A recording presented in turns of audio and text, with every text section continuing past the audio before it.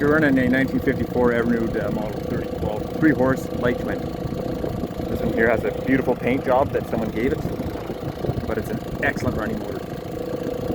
When I got it, just had to put one coil in it. It had the float replaced already with the newer style. The carb was redone at one point. Changed the oil in the lower unit. That's pretty much it. I'm running on my 13-foot Naden with a couple more. It's Team Johnson, Team Evinrude. Let's go for a little rip.